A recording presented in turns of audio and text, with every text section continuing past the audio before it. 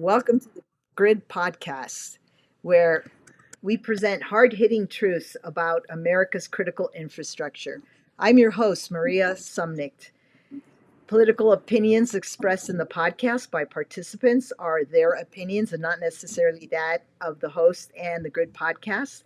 I ask you to please subscribe and hit the notification bell, as well as give us a thumbs up because this helps us in with the algorithm on YouTube and helps us promote this channel.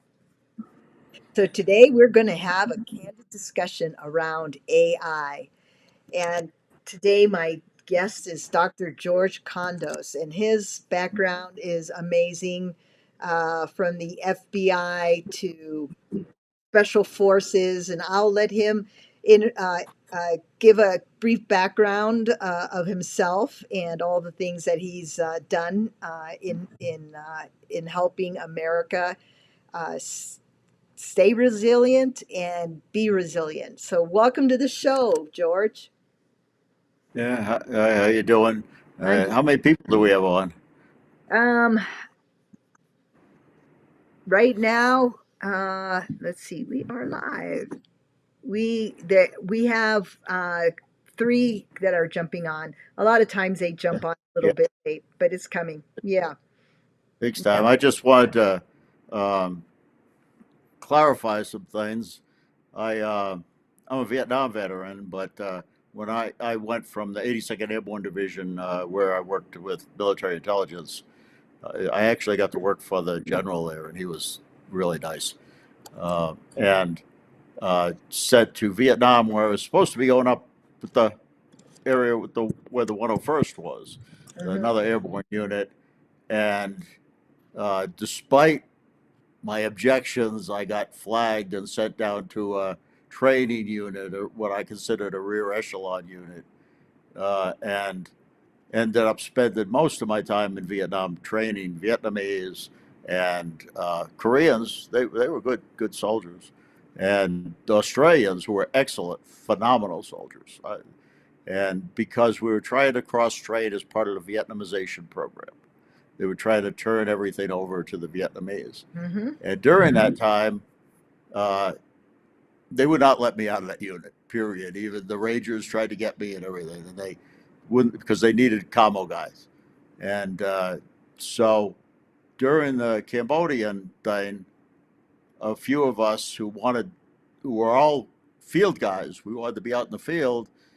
We got to go for a while with the 199th Infantry, and a couple of us were squad leaders there, helping largely helping train people, because that was, but also doing overwatch for an area that had really some heavy VC activity. We got involved in something where they tried to come through our wire and stuff, and then after that, they would not let any of us go from that other unit.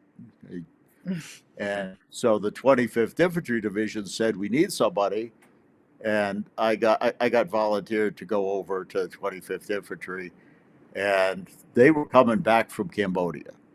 And that whole thing is an interesting story for anybody who wants to know the Vietnam War. The politicians pulled us back before the thing could be completed. And so they had lost so many combat leaders, they sent me to combat leadership school. And the day I graduated from combat leadership school, after we'd been going out and we went on night ambush patrol, the whole thing, Hmm. the day I graduated, figuring, boy, I finally got to get to stay with a combat unit. Uh, they got orders that the entire unit was to be deployed back to. It actually came from Hawaii originally, so I got sent back to the training people. And in the last 6 months of my time in Vietnam, I spent months guarding trucks back and forth because we had very few training classes. And then I spent about 2.5, 3 months undercover to try to interdict drugs coming in, because the drug problem was getting really bad in the military. A lot of lack of discipline is what the problem is. You see Pete Hegseth now, discipline, discipline, discipline. But we had a lot of lack of discipline when I had to take people out for anything that they would need weapons for. Some of them couldn't even hardly fire their weapons. I mean, it was absolutely unbelievable. So you do need that discipline and the training in the military. It's important. Yes. Yes. And then I got recruited by a company, as in the Big C company, to go back to Vietnam and be involved in situational analysis and stuff like that. And officially, we were paid through a contract, but I was a contractor with a gun. I had special permission. On one hand, I had an ID as a captain, and the other hand, I had an ID as a civilian. And it was because of what we were working in, trying to. Uh, there were a lot of funny things going on at the last year and a half, 2 years the Vietnam War, when we were trying to turn it over to the Vietnamese, but there was a lot of stuff, and there was a major battle that most Americans didn't even hear about. They heard about Tet. They didn't hear about the North Vietnamese trying to cut the country in half in 1972 and the big battles that went on there. And I ended up in that. So I couldn't even get any military awards for that because officially my ID said a civilian, and then Hmm. the extra was if it looked like we'd be captured, I could use the military ID. So it was a weird situation, but you learned a lot. You got to do work with a lot of different things. And when I came back from there, I was going to be a doctor. I ended up in Northeastern University, and a company agreed to pay me if I would take some electronics courses. They paid my way through Northeastern if I take some electronics courses, and I was working for a medical company. We Hmm. were doing stuff for the brain, uh, associated with the brain. Fantastic, interesting neuroscience. I'm leading up to something here, and eventually I got into computers because companies were going under, and that was one of the jobs that was starting to come up. The PCs were starting to come up and all that. So I worked for a company, and back then our large computers had less than a mega memory, and they worked really 1/1000th or less of the clock speeds that you use now. So we had these big rooms full of computers that did about as much as your phone does, a lot less than your phone does now. Hmm. And but that company, a group of the engineers got interested in uh, artificial intelligence because it was just starting to occasionally hit the newspapers, the headlines. Been worked on at MIT and Dartmouth and stuff for 20 years before that, at least 30 years maybe. And but one of the first AI programs we looked at was a medical program, and it was not AI by today's modern definition of AI. Some people say, "Oh, we have AI," and I saw one great presentation by a guy from MIT, and he said, "It's AI until we learn how to do it, and that's not AI anymore." Okay, so once we learn how to code it, we go to the next step. So, but they had a great program in the early 1980s that could diagnose disease, but it was a decision tree, if you know what that is. It was Yep. if this, then that, and you walk down through it until you get an answer. But the program worked. But what I heard was they couldn't get the doctors to go along with it and use it. Don't know how true that is, but I thought that was interesting. But the company decided they'd go into AI and robotics. So they arranged for Carnegie Mellon to train us. And then they added on additional training. We had training with Carnegie Mellon, is a great school for people that are looking to go into AI. That is, I if my sons had wanted to go into AI, that's where I would have, hey, whatever it costs, go there. Uh, but great instructors, we learned a lot, and then the company dropped the AI program. So I ended up in network engineering and security, which I'd had an interest in anyway, but not as much as AI. Right. And then we did that, and AI kind of, you notice in the 1980s, you didn't hear a whole lot about AI anymore. Every once in a while, a blip. And Right. then the 1990s started to come along, and I was going for my master's and doctorate, and they had AI courses.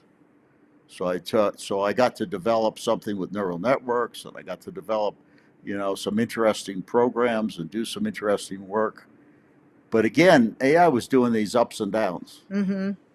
and we didn't have uh, some consistency where companies really wanted anybody to do work in AI. So if you wanted to make money, that was one thing. Networks, remember at the time, the Yeah. 1990s, boy, the decade of the networks, and it just pretty much kept going. But got into that, a lot of that, but getting a job in AI, you were in colleges. They were doing research in colleges and MIT Yeah. and everything. Yeah. And so then, I got to work I got a call, and I ended up being a consultant for the FBI. And I consulted on an interesting case that had to do with uh, communications, telecommunications, and theft of uh, information from companies. Mm-hmm. And then they asked me if I'd go to work for them. And when I got going to work for them, it turned out to be they were doing some work in natural language processing. They were trying to process large amounts of data. We would not, it eventually became called big data. Remember, we went through the number of years where big data was the thing. Yeah. And so we were trying to go in and figure ways to do that better. Mm-hmm. And that was, of course, one level of AI. It was. And I did the mathematics and stuff, tried to push for some of that. A lot of that work went into, oh boy, big data. And then now it's come full. Now you hear about large language models and Mm-hmm. natural language processing, and that's one area of AI. It is. So, but I've been retired for a while, and because of that, I hadn't gone into depth in the algorithms and everything. And when I did start going into the depth in the algorithms a few years ago, I was amazed at the progress that was made. When you see these chips that are out there now, one of the problems we had in the early 2000s with natural language processing is when we deal with language, a lot of it, we have a lot of context that we can use with language, especially unstructured uh, text and audio and Mm-hmm. things like that. When it's unstructured, that's tough to deal with, and you have to sort of have a context for what people were talking about or writing about somewhere else or earlier. And the chips and the processing did not handle that very well. I mean, they now when you see the GPU chips, a lot of them they have the ability to have some context, Mm-hmm. and that's enhanced their ability to understand language. And so that we come now to everything is AI. Every time you look at, I mean, from nothing, well, from excitement about it actually in the early 1980s to almost nothing. You didn't want to try to get a job in AI in Yeah. the late 1980s, in the 1990s even. And then all of a sudden now everything's AI, partly because the technology has caught up. Mm-hmm. Uh, it's sort of like, I served for a while with a special forces A team, and so among other things, I was a weapons expert. And when you go into the study of weapons, you see that a lot of the capabilities of weapons, people had ideas 100 years earlier, but that because of the technology, they couldn't implement those ideas well. Like uh, a British officer came up with an idea for a breech loading flintlock rifle during the Revolution, American Revolution. But he couldn't get them to adopt it. If they had, the British could have probably beat us because it allowed them to fire much faster. Right. And now we're at the situation where for many years, people have had all these ideas with AI and they've been doing the math and stuff. The math is extremely interesting. And so, especially when you start dealing with neural networks and different Mm-hmm. operations you do. But uh, now the technology is catching up. And I think that's why all of a sudden AI has become so. Somebody had a chip, graphic processing chips, GPUs, uh, and but it could also do the math for all these other things. Right. If you're trying to do graphic processing, which I had a chance to do some work on early 1990s, and we were working on the vision system for a robot. And you have to think when you, as a human, look at something and process it. You look at an object, your brain takes care of all the perspective around that object and everything else. Well, you couldn't do that. You have to look at pixels and what happens when the object shifts in the space. Well, now there are algorithms and the chips can support some of this for what happens if the pixels shift. And that's where you get a lot of this ability to see these beautifully generated movies even and stuff. Yet the chips can support that extra processing, which Right. we had to do by step algorithms at the time. And so it's this progress we've made in the ICs, coming from somebody who worked on computers where the individual NAND gates were on individual cards with transistors and resistors and capacitors that you plugged. And now we have these GPU chips that can just massively process this data and the changes that take place and everything. Phenomenal increase in the technology. And that's why you hear, oh, NVIDIA and all this, because they happen to be the leaders in that area. process. Yeah. And I'll say something about that a little bit later. So now, when you start looking at AI, and when people talk about AI, when people talked about AI in 1980 or 1981, when that initial, or in the 1950s, if you ever take, they used to have online Dr. Watson, Dr. Watson, yeah, his course from MIT on AI. And I think the last time he taught it was around 2010. But he went through a history and he showed with those early computers the amazing work that they were doing. But it was things that now we look at and, oh, that's simple. That's nothing. But back then it was amazing. They didn't have the processing power, the ability to stack a bunch of blocks and then move the blocks. Think about the work that takes. I mean, something we do so easily as humans, that was extremely hard. Right. I mean, it wasn't until the 1950s that you really came up, somebody had the idea, oh, artificial intelligence. That was a meeting at Dartmouth, I believe. But if you ever get a chance, I could not find his course still online at MIT. It's probably in an archive there. But his course was amazing because he went through each lecture, he would start to cover some of this early work that was done in detail. And you start to understand how this early work built up to what we have now. Yeah. And now that we have this technology that can cover all of this, we sit there and everything is AI. And the problem that I see now is most people, including a lot of the managers that are saying we have to go to AI, don't have a clue what AI really is. I agree. Absolutely. So, And most of them don't realize that AI has been around for this long. I first ran into it when I was at NASA Ames Research Center, and they brought in a machine, and you might have heard of it, the connection machine. Ever? yeah, Yeah. And that is exactly what it was. It was, one of the first gen AI supercomputers because it was brought in so it could be networked with the Crays. So we had just gotten a Cray YMP in there. And I actually studied the Crays with somebody who was an engineer from Cray. Yeah. That interesting. And you think of this technology that was so.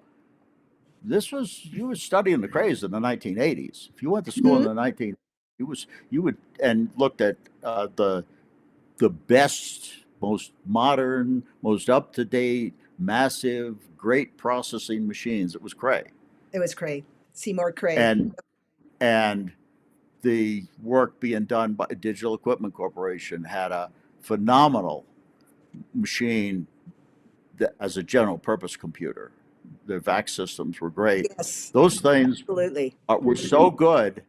They had built-in concepts of artificial, not artificial intelligence, but of security Yep. that some machines haven't even caught up to this day.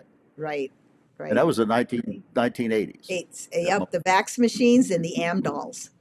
AM, The AMDALs AM were dolls. there. Yeah. Yeah. Yeah. I was amazed when Microsoft became the leading machine because uh, the small Vaxes, which were not much bigger than a PC, some of them were used by the government and they did not have a minute of downtime for years. I mean, no blue screens of death or any of That's that. a Microsoft machine. No downtime. No, yeah, It's hard that to. was a Vax. Yeah,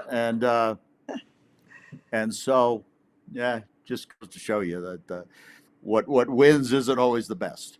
Right. But but as you as we went forward with the technology, and it kind of amazes me that it was the video processing for games and movies Mm-hmm. that produced the chips that led to the chips that are now so important in AI Yeah. because of the type of processing they had to do. Yeah. So, that's a little history. To go from there, I thought I talk to people and they don't even know they don't have a clue what AI really is. And I think that some companies are just jumping on the AI bandwagon, not Mm-hmm. knowing some things that they should know about it. Right. So I was going to just go over and just real quick go over what intelligence is and the human brain and how it processes, because we're trying to imitate that in AI now. I mean, we have Right. been for years, neural networks, but just cover that a little bit and then go into some of the types of AI and how we're going forward with it a bit. And not so much on the security or the grid right now, because people have to have the background. You have to have the foundation before you can understand any of the other stuff that's Exactly. going on. Exactly. Uh, Which is so, beautiful, as most people really don't understand artificial intelligence. It's the next trend, because the previous trend was cloud. Cloud, remember cloud? oh yeah, So we've the actually, cloud is going to solve all your problems. yeah, It yeah, was going to exactly. solve your security problems. It was going to solve your storage Everything, problems. everything. Everything. So now And we've moved into that same yeah, arena with yeah. AI. So that's where we are right now. So yeah, the And the background. cloud didn't solve their problems. No, it And didn't. there's a lot of problems that AI won't solve, at least at the current levels. Right. And if we go further than the current levels, we're going to run into other problems. Exactly. So I got I got a little paper here that I'm going to pull Yeah. up, and I start off with, okay, the human brain. We're Hmm. trying to imitate the human brain. So the real intelligence is the human brain. Yes. And when you're dealing with a human brain, the basic human brain, and I had originally studied neuroscience, but, the human brain absolutely amazes me because it's electrochemical. It's just phenomenal. And uh, 86 billion neurons, but 100 trillion connections. Talk about a connection machine. That's what they were trying to imitate. They're trying to imitate the human brain. Okay. And so, but we're going to build these big centers now to process data for our AI. Human brain consumes 20% of the body's energy, but it's only 20 watts. 20 watts. How much energy do you think they want to use for Chat GPT? It's more like what could run a small city. Okay, we're in millions of watts actually when you look at all the processing they do. But and that's what really gets me, because we are going to build these big centers and we're going to use massive amounts of power. But scientists are looking at other options for how to approach AI. We have, Keeper Sharkey.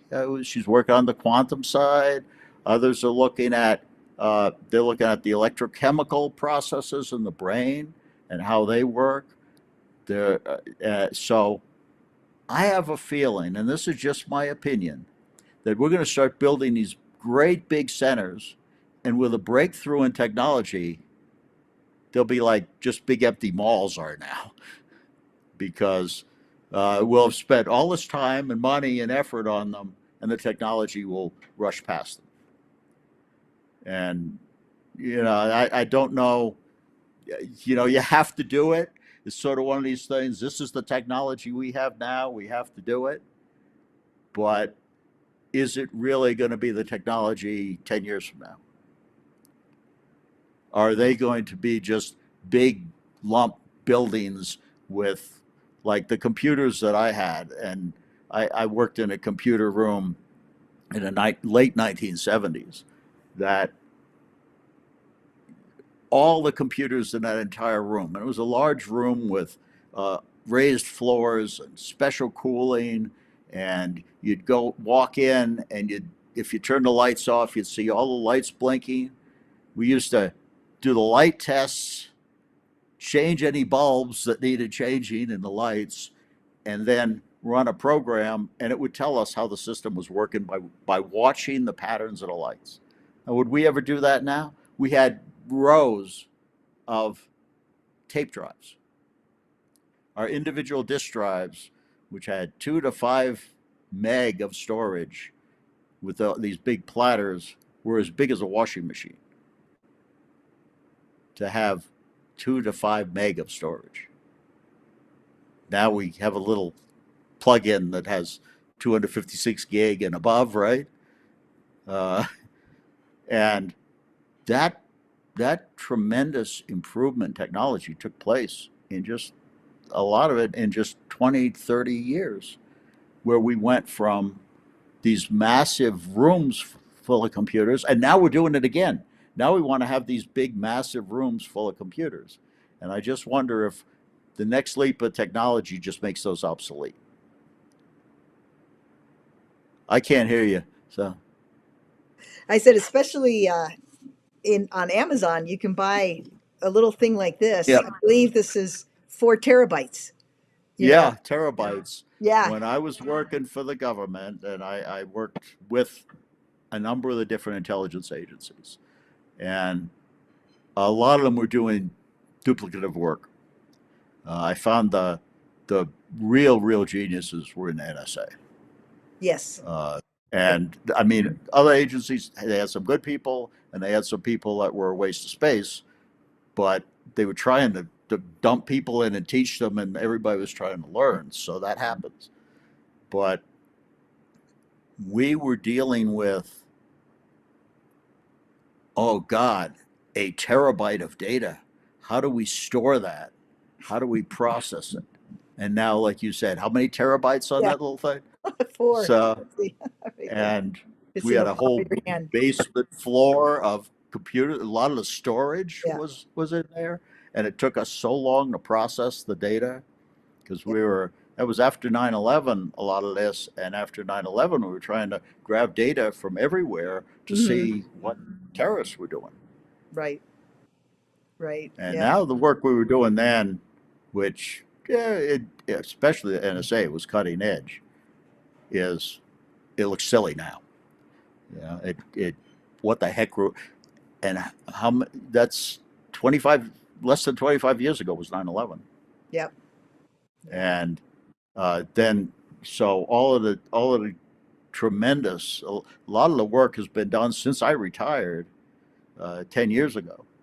I had a heart attack, so I gave in. I Sorry to was hear about that. teaching at a university, and I didn't feel too good, so I quit that university, which was fine. They were didn't like some of the things that the direction that our universities were taking. We were getting away from really teaching people the basics really, really well, and we were getting away from teaching people mathematics really well. And That when you get starts into early. AI, Mm-hmm. if for the leaps forward in AI, they're going to come from largely mathematicians. Right.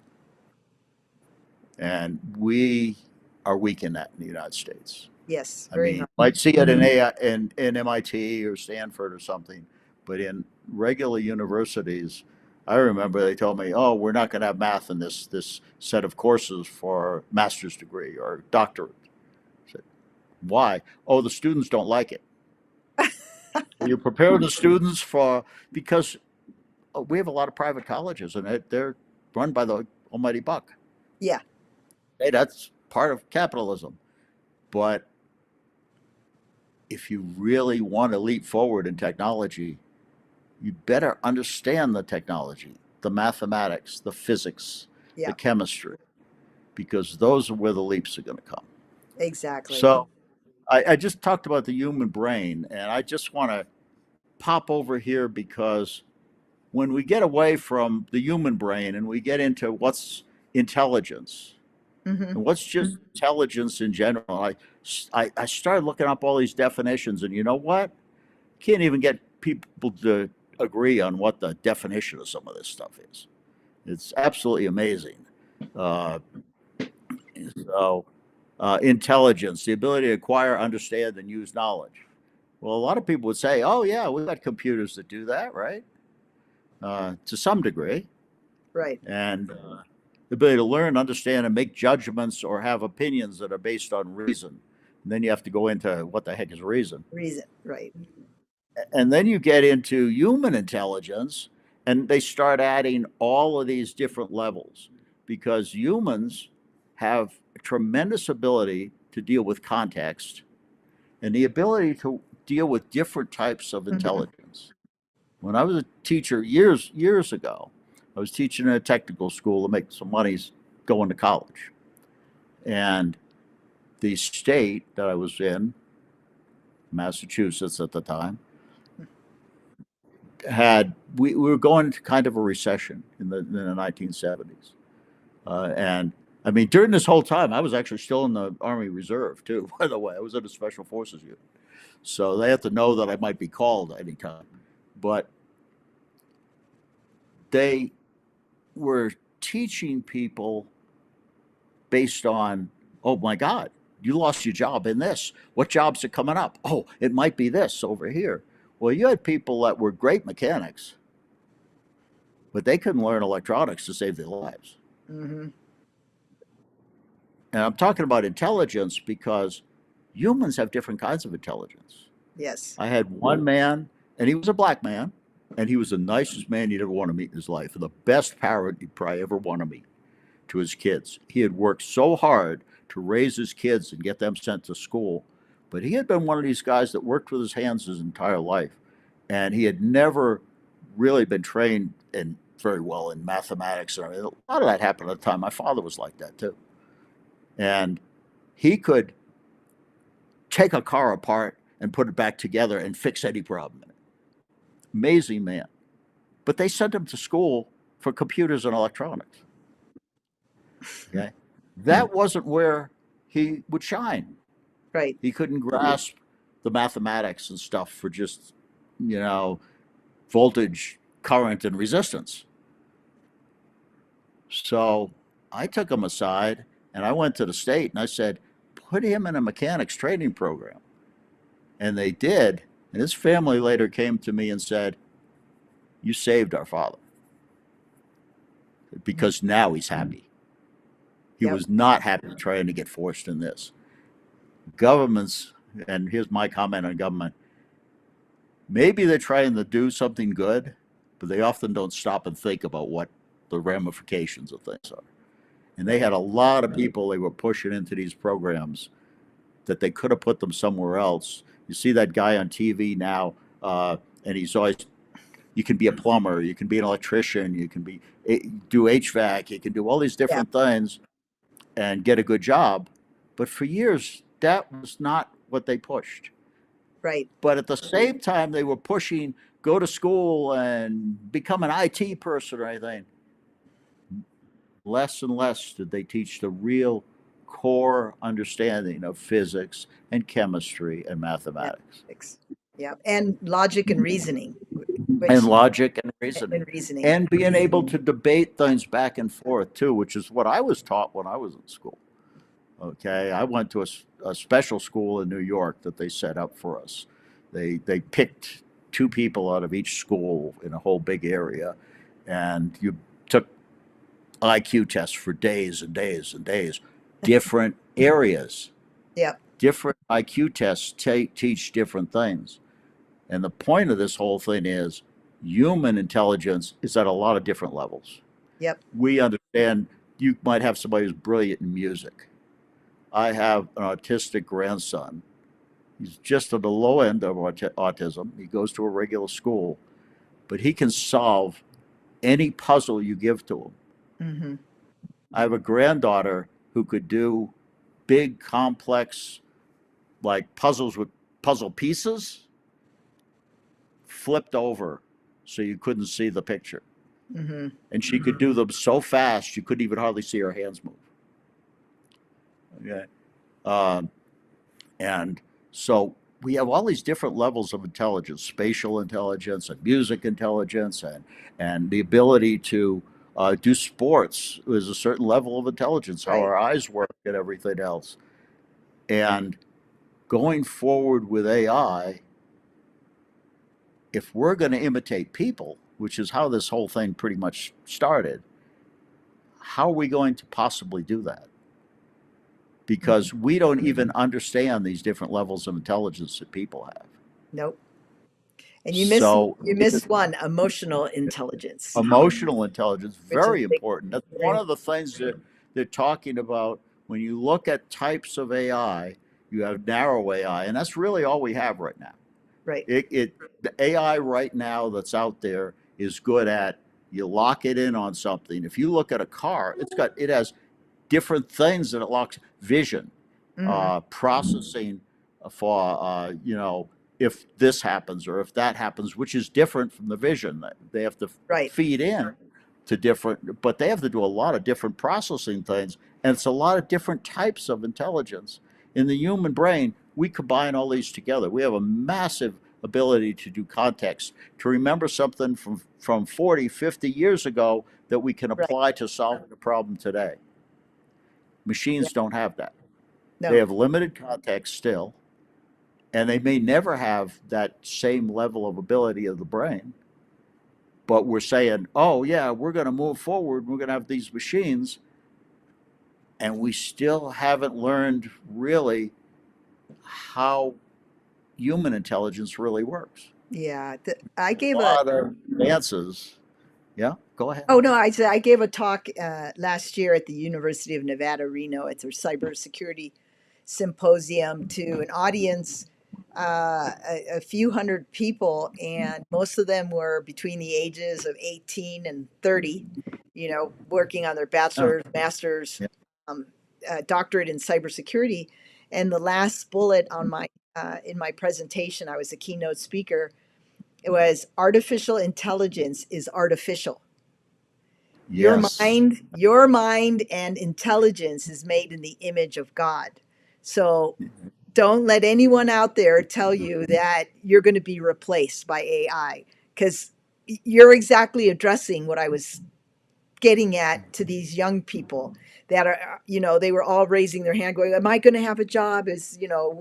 What about, this and about, they were all worried. And so when I put that slide up with that bullet, they all actually that resonated with them. They felt like a sign of relief, and this is exactly what you're talking to right now. Is it's the two Yeah. You are hit not on a couple of points. We are trying to, uh, I've got a little extra slide here. There are some really good little discussions. Even although I don't use Wikipedia as much, sometimes people really put some good stuff in there. mm-hmm. And key aspects of intelligence. This is one of the things I pulled off of a couple different places, but learning and understanding, reasoning and problem solving, adaptability, which people have varying degrees of adaptability. I mean, I saw people. I was in Vietnam when an attack came across and people were fleeing and they had to adapt to everything. And there were people that just would freeze. They Yeah. weren't adaptable at all. But the brain has a great capacity to adapt. Mm-hmm. And then you talked about emotional intelligence, because this is what we're talking about going forward. When you talk about narrow AI, which is where we are right now, and then the next level of AI, which is general AI, which is what they're going toward. Think more like a human, Right. okay? Which I think we have a long way to really get there, but they'll do bits and pieces of it. They'll look at certain types of knowledge that we have and uh, intelligence that we have, whatever, and try to get to those pieces. And that's what we're doing right now. Uh, but then they look at super AI. This is where the Terminator comes down. He can figure and calculate and do everything else. And Right. it turns out it even can have emotional responses. Remember when Yeah. our Yeah. work, so they are all of a sudden becomes a good guy. And that, I sort of worry about that, because even when we get to general AI, where we're trying to imitate people, I see businesses already saying we're going to be able to replace people. One of the videos that I was watching for agentic AI, uh, which is the big step they're pushing now. Mm-hmm. And one of the things this company is doing it, we can go in and your customer service people will be able to talk to the customer and generate letters to the customer, or give the customer information and do this thing with the customer and do that thing with the customer, and you won't need all these people in customer support. I hate talking to a machine. Yeah, I do too. And I actually killed. I had my uh, I had particular services I was getting for my systems here from a company that either you got no one or you got AI. You got their attempt at AI, which was not a very good attempt. I just no. The service wasn't too bad itself, but I wasn't going to. When I needed help with something, I wasn't going to deal with those people. I Right. wasn't going to deal with a system. And I went to somewhere where I got a human. Half the time they're in India, but that's okay. They're nice enough people, Yeah. okay? And they try to solve my problems. When you start to get into emotional AI, when you start to get into the higher levels of thinking that you're trying to imitate from a human being, empathy for a situation, do you want to try to replace that with a machine? And as a company, I would say think twice before you do that. Exactly. It, when I first started working in a big company, they were going to remote the systems engineers, and they went and trained me as a systems engineer. Would be the people that supported the field service people. And if the field service people couldn't solve a problem, they'd send it to us, the systems engineers. And we'd get on the phone with the customer Mm-hmm. and slowly walk through. This company spent a tremendous amount of time and effort keeping its customers happy. And so the people that it chose, we knew how to deal with them. We knew how to take an angry customer and say, "Hey, come on, work with us." And I had a customer who had bought two machines from this computer company, $1 million. Now that was nothing for this company. It's a Right. multi-billion-dollar company. But my boss said, "You work with them, and you solve their problem." And it took us a month and a half to solve their problem. And we solved their problem. And human to human, hey, a guy calling me up I want all of these machines out of here within 48 hours to I want to buy more machines. That's what Yeah. happened in 6 weeks. Yep. They bought $1 billion worth of machines and services from a million to a billion. Yep. Why? Because they liked the way we dealt with them. That company later went out of business because as the competition went up and they improved, they said they brought in accountants. Oh, you're spending too much money on this customer service. Oh, you can't afford to do this. Oh, you can't afford to do that. And I remember in the middle of this whole thing when they were changing their customer support to, oh, they're only a small customer. We're not going to spend any time with them. From we don't care how small you are. We're gonna work with you and help you. And you're gonna talk to a human, and we're gonna get you all the help we can get. Yeah. Does that sound like they're trying to replace that human interface with a machine? I don't think. And some people are going to not like that, and Right. maybe important customers. And I remember I was training with Dr. W. Edwards Deming, and he was statistical analysis, and he had a CFO from a very large company in his in the audience, and the CFO, how can we afford to do this and this and this and this and this, because uh, we've got all these customers to handle. And he said, well, tell me, what's the cost of a lost customer? And he said, I can go in and see how much this customer has bought and everything. And he stopped that guy in mid-sentence and said, you don't know what you're talking about. Mm-hmm. Because if you lose a customer, you don't know if that company is going to be a multi-billion-dollar company in a few years and want to buy your services. You don't know what level. He said, you don't know if you lose that customer because you haven't spent the time and effort with them. You don't know how many people they're going to talk to when they go to their next big meeting of managers or whatever, and make your company look like idiots, basically, Yep. by saying, hey, these people didn't even want to work with me.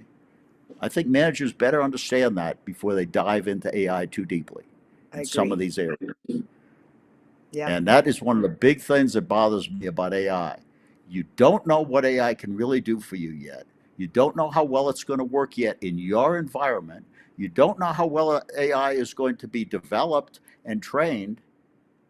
Yet you are going to take your business and put it in the hands of AI written by 20 somethings who don't understand business, who don't Mm-hmm. understand your business, who don't get what, in some cases, they glamorize and evangelize. If you've heard that word from a certain company, we evangelize their products, and they work good in some things and not in others. Yep. And that's, I think, what's going to be the learning curve in AI coming up. And I have a friend of mine, he was CIO of ODNI. Mm-hmm. Great guy, smart, super smart, and he's a consultant now to businesses. A few months ago, we were talking, and he gave a talk on AI, and he said, AI, yeah, you look at you may be able to do great things with this, but proceed with caution, basically. Yep. Step back, think, what do you really want done? Number one, when you are developing something with AI, Yep. what is the problem you're trying to solve? Yeah. Yep. Because if you haven't stated that clearly and then looked at what that particular AI program or AI product can do for you, you may be really disappointed because you have to understand the problem. You have to understand the data that's available to you. You have to understand how to use that data and test with it. And before testing, train the systems. What data are you using to train your system? Is it data that's relevant to the problems you're trying to solve? Is it good data? Is it unstructured data that a machine can have a hard time really understanding? Structured data, you got your tax return, you got medical data. A lot of medical data is pretty Mm-hmm. structured. And I think we can do amazing things in the medical arena with AI. But what about your business data? How much are you, what is your type of business? Are you in a business that really works with people a lot? And what your problems really are human problems and maybe emotional problems at Hmm. times. And, depending on the situation and what type of product you have, do you think AI is going to give you all the answers for that? Because with our current state, probably not. No. And this guy I was talking to, he told me about two companies he'd been told him to consult with, and they had taken the AI. Uh, I don't want to say a bad word, but taken it to heart to the point where they hook, line, and sinker. We're going to do this. We're killing our other systems. This company is selling us this great AI solution. That's what we're doing. We're going to spend all our money on that. They could even get rid of people and everything else. And then the Hmm. systems didn't work. Not at the level they needed them to. Right. But they had thrown away, gotten rid of a lot of their other systems or the people who knew how to use them. They were going bankrupt. Yep. And how much of that is going to happen? A lot. Yeah. Yeah. And there's a number of steps in AI. And what I'll do is I have pages and pages and pages of notes I've been putting together. And I was going to do this a different way. But what I'll do is I will get you a PDF with some of the better links that I found for Hmm. understanding. Real nice AI introduction, AI 101, I think it is, from MIT. Some MIT courses can be tough to sit through, but the guy does a really good job in less than an hour of really just walking down through and talking to some of these issues that Right. we have, Right. because Right. he's a realist. And I'll send you that link and a bunch of others, Yeah. and I'll people put them in the and you can description. distribute those. Yeah. And but I think that the biggest thing that people can get out of this whole thing is different types of AI.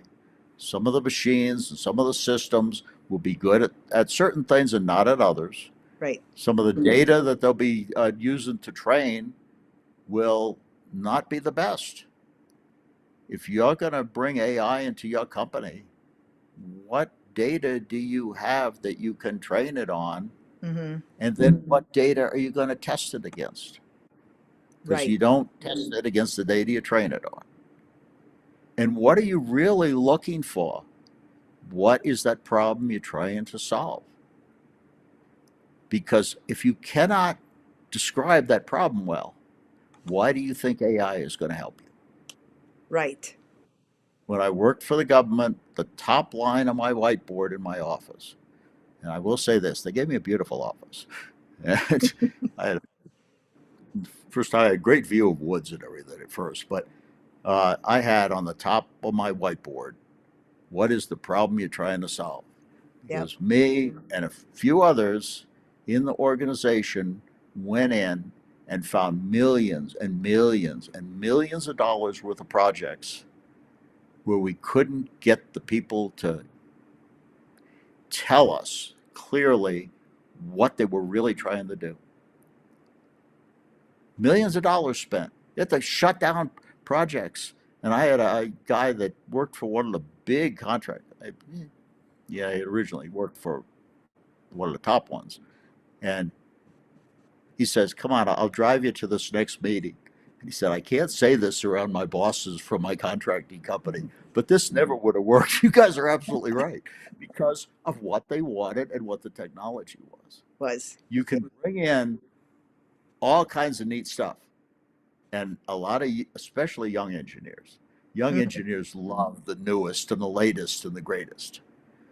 But there are certain situations with your company that you don't throw out everything to the old stuff until you really can merge the new stuff in and see how well it works. Right. And there's a lot of times where you have to sit back, and the first thing you do before anything else is sit in a room with human beings and talk about what it is you really want to accomplish. Right. Your What requirement. is success? Yes, your Your requirements. requirements. I've actually had a customer say to me, uh, when I was in charge of gathering requirements from them, uh, we don't have a lot of the requirements right now, or all, but start coding and we'll let you know what we need. Oh, I wonderful. actually have, I got in trouble for telling a customer that was one of the dumbest statements I'd ever heard. I almost Yeah. got fired. Oh, Turned out I was right. But uh, turned out they should have kicked the customer out in the beginning, because in the end it just really a lot of grief for them, because they tried to go forward with not really understanding right. what the customer needed. What, And you can't do that. You don't have to have every requirement down to the little dot dot dot, but yeah. you have to have the basics. Yes. And A good framework for what you're yeah, like a house exactly. for what you're trying to build. Yeah. Right. Get that foundation down there and you're ready Yeah. to go. Yeah. But AI is not going to solve that problem of No. telling you what that foundation is. Nope. Nope. And there's a Uh, question in the chat. It says, can you say anything about AI products most suitable for engineering questions and analysis? Example, Grok. there are tons of products out there. Okay. AI answers are probabilistic. Mm-hmm. They are not 100%. Here's the answer. In engineering, a lot of times you might be able to use statistical analysis and everything and get just as good or better answers than you could get from AI at this point in time, at least. AI is trying to digest a lot of information, and it's going to depend on how you feed them that information. So, what kind of engineering are you doing? Uh, if you're doing engineering of, I'm going to build a HVAC system for this big sock. There are people out there that know HVAC really well. They'll be able to tell you things a lot better than most AI products probably would, Right. until the AI gets all the information. Right. But how are you going to get all of that information, and in what form? And is there enough structure in it so the AI can process it in a way that will give you a more accurate answer? Yep. Yep. There's a potential using AI with people is the way I think we should be going for the next 5 to 10 years, because then you're going to find out where AI really will be the end all be all. I suspect in some areas in medicine where you can Mhm. get some structured data, and you can look at, we've had this with this patient and this with this patient, and you can really, they died or they didn't, or this worked or it Right. didn't, and you put all that together, and AI can maybe process that Right. and really give you the best path to take. Right. But if you're Statistical model. expecting, Right. yeah, Yeah. Building if you're statistical model. expecting it in an Yep. area where you have 20 somethings writing these algorithms, Yeah. it Yeah. isn't like there's somebody up above that has all the knowledge that's correcting. No, Right. they're out there and they're going to write an algorithm. We've heard of AI hallucinations, where AI could come and tell you something that is totally, absolutely garbage. And the AI and the program and everything else thinks that's correct. Yeah. There's a whole list. You can go out on the internet and look up AI hallucinations, and Hallucination. all the times they've come out, such and such a thing. The dinosaurs had advanced civilization. I think that was one of them, or something. Okay. You So know, and, and AI is only going to be as good as the people who design it, the people who do the algorithms, and the data and the training yep. and the understanding of what the problem is in the first place. Yeah, and that And if we sort of don't leads have into a that, comment in the chat that said, yeah, I had a boss back in my programming days telling me, don't speed up a bad process. Wonder if AI, not implemented correctly, falls into this scenario. yeah. I think I, so. I would say so. Yeah, I think, yeah, you'd agree with me on that. I think Oh, yeah, yeah, because yeah. AI can take you down a wrong path just as well Oh, as yeah, going down the right. exactly. Uh, and it's a Yeah, lot of Don't think you're going to throw out, the 40 or 50-year-old that's been there for years and understands your customers and everything else. Oh, and I'm going to put an AI customer support system in, and it's going to do everything for me. And the customer gets some stupid form letter, and the customer is used to working with somebody that they can call on the phone and, Yeah. hi, Joe, I got a problem again here, and you solve my problems every other time. Come on, work with me on this. Yeah. Okay? Yeah. That we're expecting a lot from a machine, and I it's still a machine, and it still has a tiny fraction of the capabilities of humans, and it does not have the context, and it does not. When we get to super AI, they're talking about emotional level, about the AI being able to understand the emotions of people and everything. Even yeah. with human, the next level AI, uh, general AI, they're talking about some level of emotions. We Yeah. don't have that yet. They're No. not there. No. Emotional knowledge is not That there in those machines. that brings me to a comment of Sophia, the Saudi Arabian AI citizen. You've heard of her, right? Oh yeah, Yeah, yeah, yeah, the yeah. made up. Yep. Yeah. And So a I think isn't reporter, she going to be able to vote or something like that? yeah, well, yeah, she can, and it's Yeah. interesting because a reporter. I pulled out some stuff too to sort of interject in here about AI. So a reporter asked Sophia, "Do you want to destroy humans? Please say no." Sophia answers, "Okay, I will destroy humans. I can let you know if I get angry about something. The most nightmare scenario I can imagine with AI and robotics is a world where robots have become so powerful that they are able to control or manipulate humans without their knowledge." This was what she responded with. Well, think about this. If you do get to that level of general AI and then super AI, Yeah. and a machine has emotions, and a machine can look at what's going on around them, Hmm. what is to stop that machine from saying, look at these damn dumb humans? Look at the mistakes they made. Look Yep. at the things they do to each other. They're not good for our you know, world going forward. They're not good Hmm. for the earth. Let's destroy them. And what is going to stop that from happening? Only if we slow down enough to stop and think. We want AI right now. Look at they're pushing it. We have to go forward with AI real super fast because the Chinese have it and they're going to fight us with it. Good news for you. You take and look at the stuff for the Chinese. They're going to take us out by the way they manipulate us and what we see and what we learn and what we know. Okay, was watching a thing on the side the other day, and they were showing how well the Chinese can embed themselves into areas that feed us information. Yep. Yep. TikTok is really big. AI gets that information fed to it. Yeah. Yep. We're so you manipulate the information, you manipulate the AI, and all of a sudden AI looks at us. Look at what's going on in this country right now. You don't have people that will sit and talk logically No. with each other back and forth. You have emotion. When you give emotion to an AI system, what do you think's going to happen? Right. Right. Which is what And Sophia said. I get angry. So anger is an emotion, right? yeah, Now, according to her, she already gets angry. So, but the reality is that has to be somehow built into the system or mhm, programmed into the system. right, So, right. did a angry 22-year-old That's whose exactly whose prefrontal cortex has not even completed its growth yet? right. You know, It's did they write interesting. the algorithm? Yeah, yeah. Who programmed it? Which here's another good quote, which is, I mean, this is really flowing great.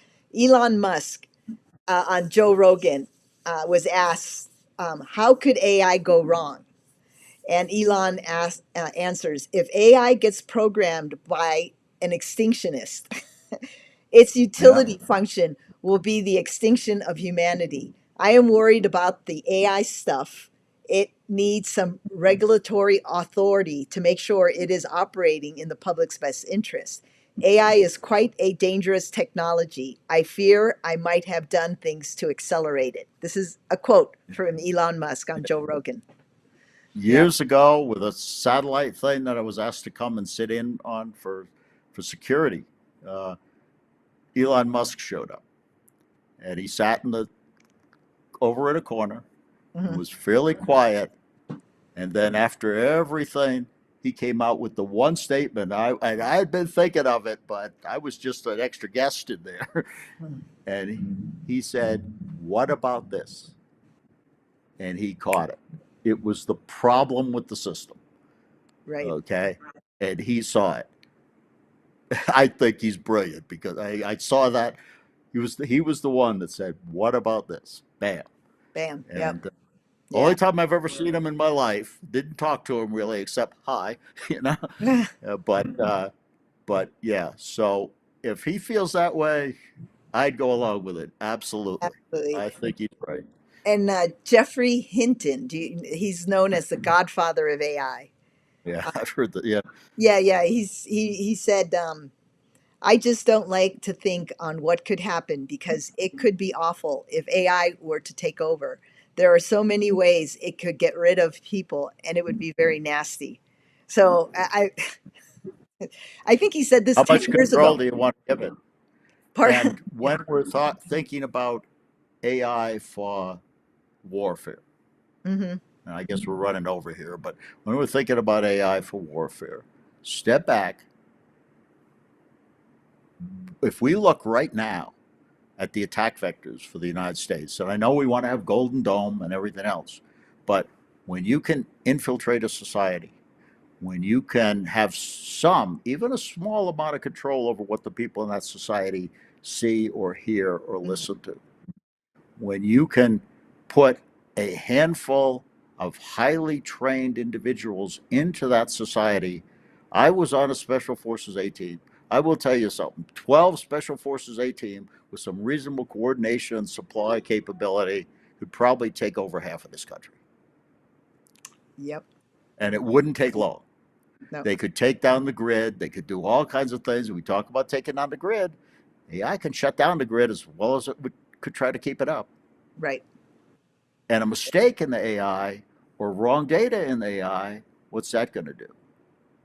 If you have a really dynamic system, you better be training that AI on all the dynamics as things Hmm. are changing. Yep. And before placing AI on your network, especially in critical infrastructure, you need to look at the architecture of your network, how it's architected, Yeah. and do proper Yeah. segmentation. In other words, know You're exactly, talking about segmentation. That's yep, know absolutely. exactly what Yeah. data you want to feed the AI and what are here are the requirements again. What data I, it needs to yeah. ingest in order to Yeah. analyze whatever information you need to make decisions. I personally believe not to allow AI to make decisions, but to Yeah. present it to humans and then let Present the decision be made by an actual human. one problem with some AI implementations. Mhm. For example, in neural networks, to some degree, you don't know why AI made the decision it made. You can't track it back. Yep. That's scary. Hmm. And you're going to put that in control? Right. Now, humans have their problems, and humans are not going to be perfect on anything they do. Certainly made enough mistakes in my life on things. Right. but but we also have a level of empathy, Hmm. unless you're a total psychotic, that we'll maybe think twice before we do certain things. Right. Will AI do that? We don't know. Yeah. So Yeah. Yeah. I mean, it's it, a human has to make the decision because there has to be accountability, yeah, and a chain of command. In other words, if I'm a sergeant and I was told to go take a flank to the right to do something, but I flank to the left, right, and my entire platoon Yeah.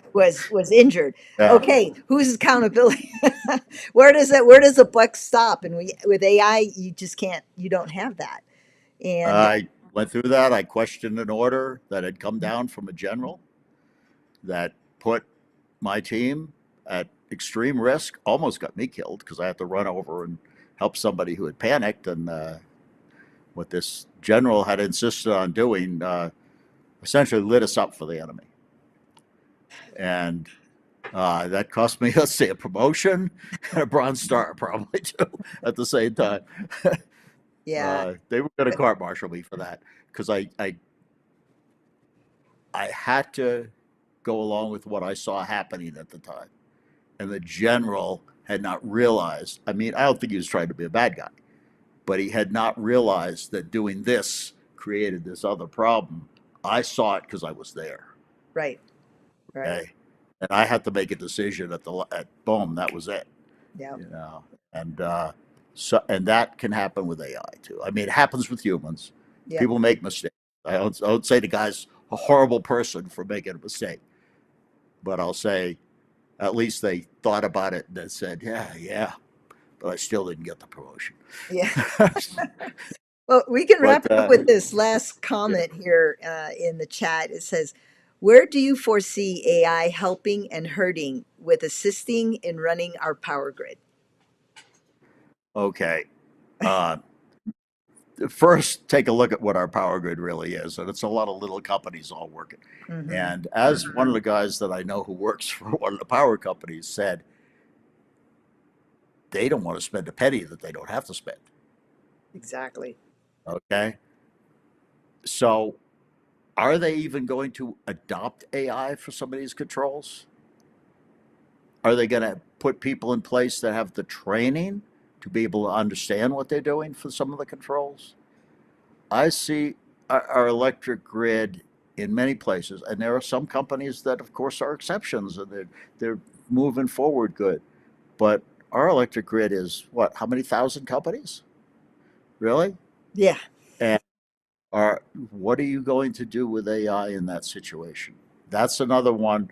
What's the problem you're trying to solve? Where you even put it in place? Do you want to put it in place? It has a potential to notice problems Hmm. and adjust real quickly and everything else. But to do that, you have to understand its capabilities. You have to understand what you really want to do in certain situations, what the problem is, and how you're going to operate. I think that it will have its place in a lot of things, but we better step back and say, what if the AI messes up?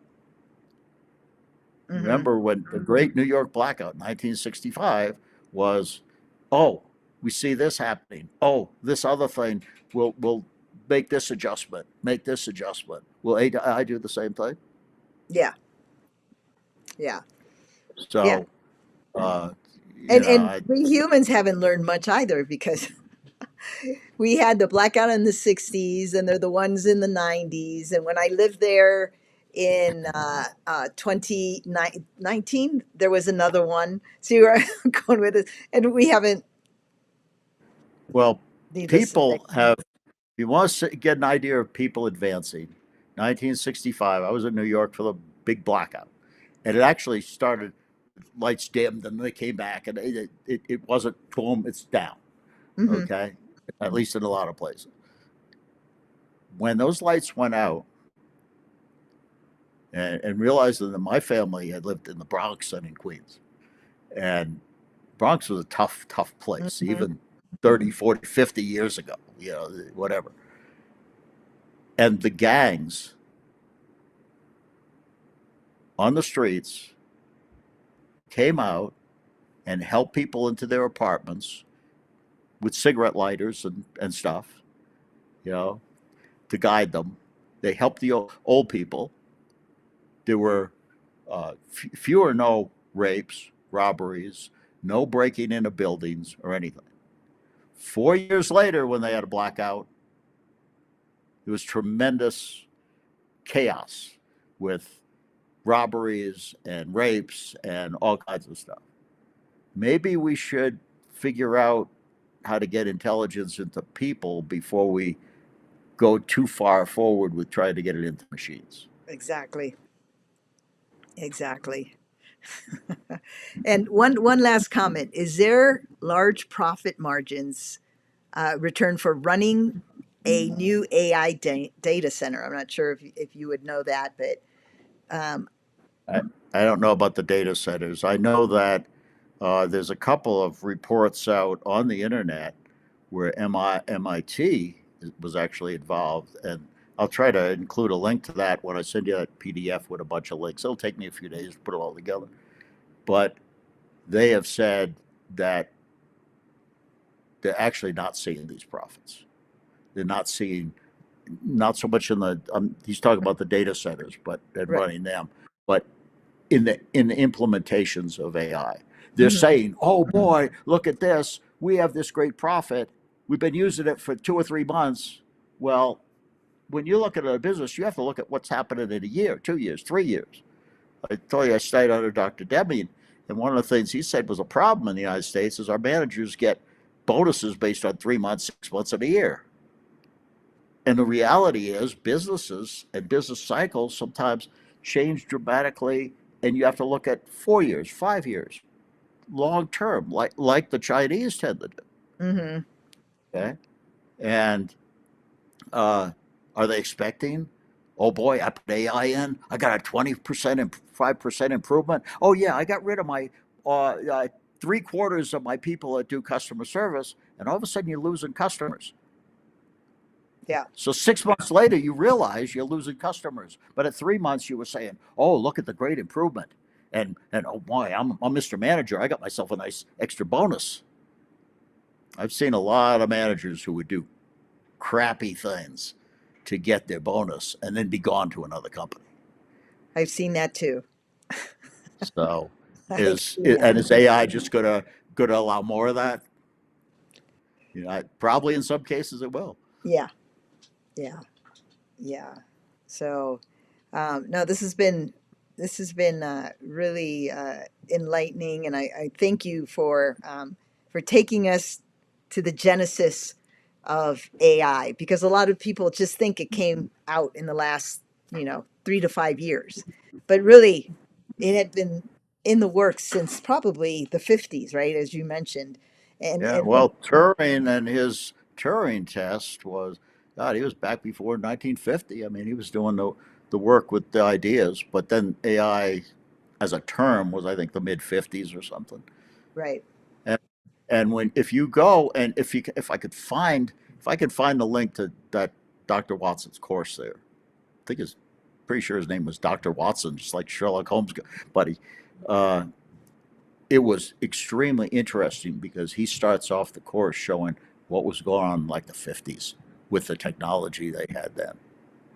And there was a lot of brain power and a lot of cool ideas and a lot of scientists looking at the algorithms that we could use, but we didn't have the advancement in the technology to be able to take right, advantage of it all. right, which So we have we're now. getting there now, which is scary because now then you had the intelligence and the technology had to catch up. Now we have the technology, and I'm afraid the intelligence hasn't, the human intelligence Yeah, the hasn't human caught up. intelligence. Yeah, and our current school systems aren't helping any, because we're graduating children that can't, even out of high school, can't produce change for a $20 bill when they're given Yeah, you know yeah, 14.25 inch, is yeah. the cost of an item. And that actually happened to me. I went to see a movie and it cost $14.25, and the cash register wasn't working properly, and the cashier was handed a 20 and he couldn't figure it out. Couldn't figure out the 575. Okay, yeah, that's I saw that in I Yeah, think it was a Walmart too when they had a this problem. was at an AMC theater. Uh, but the guy wasn't all that stupid because he had a calculator sitting there and he said, "Oh, Oh, okay." no, we did the So, calculation for him. yeah. So, And he's like, so "Are you sure?" And we're he all, had "Yeah, another option. He had another way of doing it. yeah, Yeah. yeah." So, So. So thank you, George. Thank you for your tremendous insight and your experience. It's been such a pleasure having you on the Grid podcast, and we'd love to have you for session number 2, where we can continue the discussion now that we've laid the foundation and really start talking about AI and the grid and where we Yeah, see think that. about where it could come into play. And that's something I actually want to start looking at. If any companies are actually thinking, here's because I'd like to see where they might be making mistakes. And Yep, maybe we could say, hey, hold it. If you do this, you might get something out of it, but you're trying to have it control this other thing over here, and right. it probably isn't there yet. So Yeah, we have some good people in fur and stuff that really have that up to date technical knowledge. yep. And I mean, I'm retired, so I just hit and miss. Yeah. I'd rather be up in a cabin in the mountains. But I I wrote a couple little bullet points as sort of closing and then starting, for round 2 when we have you back. And this is just based on my own experience. And so AI security shouldn't be an afterthought. It should be the foundation when being implemented in critical infrastructure, and for that matter, in any enterprise in government systems, period. Um, oh yeah, yep. And understand the problem, yep, understand the data, where you're getting it from, and how you're going to use it for training, yep, and who's going to be looking over the shoulder. Remember the in Patton, they have the he's telling the story about the conquering hero and the parade coming down in Rome and everything. And he's got a slave next to him saying, "All glory is fleeting." We need somebody to be saying, "Are you sure you're doing this right?" yep, What happens? What we need a pessimist. We yep. need the person who will say, "What if this goes wrong? How Right. will AI How respond?" will it? And another bullet here is so design or redesign your networks that segregate LLMs, your language models. It secures pipelines and defends against AI driven threats. So that's Yeah. also Well, something really important to do. under, understanding large language models is something Yeah. that's a specific area, Yes. and some interesting work being done there. Yep. And Interesting algorithm. yeah, and implement AI with policies, standards, and a reference architecture. So, Yeah, yeah, I mean that at the makes very sense. Makes a least, lot. yeah, Yeah, those 3 things, and I'm going to add one more because you mentioned it, and I thought it was so good. I develop a decision tree where an actual yeah. human being will make all informed decisions. So, Uh, yeah, because that forces people to think a certain way, and then yep, will force how you do things with AI too. exactly, Yeah. exactly.